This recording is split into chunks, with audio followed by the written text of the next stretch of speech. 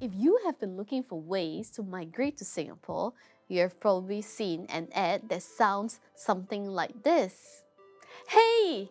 Did you know that you only need 20,000 Sing dollar to bring your whole family to Singapore?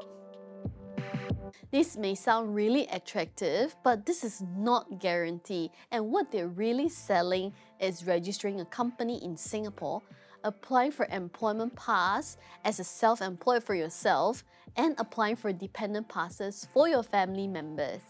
Similar services in Singapore will typically cost about 20,000 for a family of 4, inclusive of registering the company, getting nominee director services, or maybe first year CorpSec services, applying for employment pass and dependent passes for family member.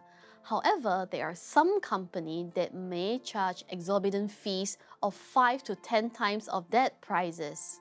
So today, let's debunk some of the common myths surrounding this self-employed employment pass and to make sure that you are well informed. Is self-employed employment pass a direct path to permanent residency? Well, an employment pass is simply a work pass that allows you to work and stay in Singapore. Now, self-employed employment pass simply means that you are probably owning certain percentage of shares in the company. While you do enjoy certain social benefit on employment pass, however, employment pass is not a residency status. If you wish to apply for Singapore PR, you probably need to be 1 to 2 years on employment pass before you can make that application. While you're eligible to apply for Singapore PR by having 6 months of payslip from your employment being a director of the company, however, the approval of PR is based on a case-to-case basis and the merits of your profile. Is it possible to get my self-employed employment pass within days? You see, here's the thing. While we have seen certain cases being approved by MOM within days, however, the whole process of EP application requires document collections, educational verifications, submission and review by MOM, and the whole process typically takes around 1 to 2 months. So getting your EP within days is simply not possible. On the second point, simply starting a company doesn't guarantee an EP. The government is looking for genuine businesses who have legit activities going on. If your company is dormant or inactive, there is a likelihood that your EP will be rejected. Is it true that I can get an EP under any type of business?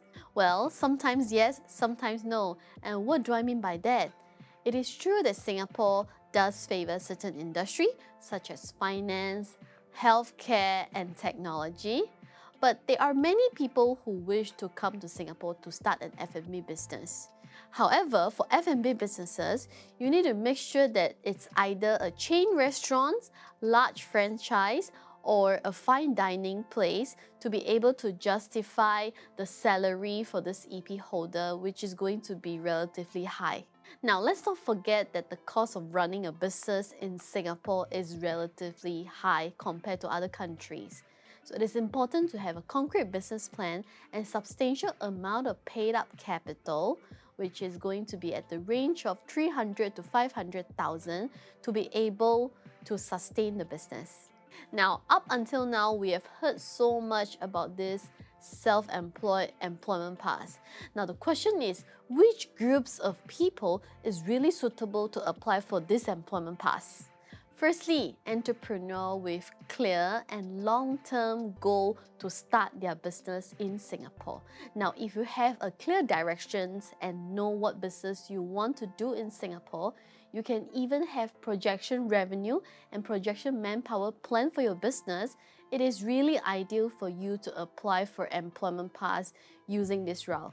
Secondly, existing successful business owner in your home country and you wish to bring your business to Singapore and even expand to Southeast Asia region. So this is one of the most ideal person to also apply for this type of employment pass. In conclusion, number 1, keep your expectation realistic. Number 2, Give yourself ample time to do thorough research. Number 3, always consult a reputable immigration consultancy firm just like the immigration people.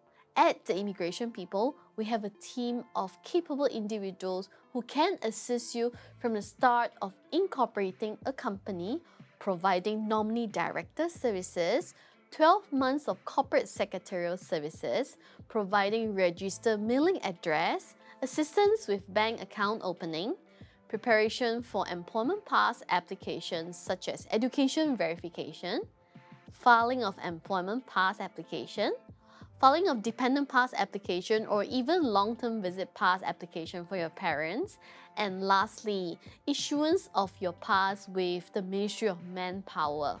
Now, if all that is something that you're really interested to find out more, just go ahead and schedule your first consultation with the Immigration People's team. Now, if you wish to see more content like this, remember to like, share, and subscribe. We'll see you next week. Bye-bye!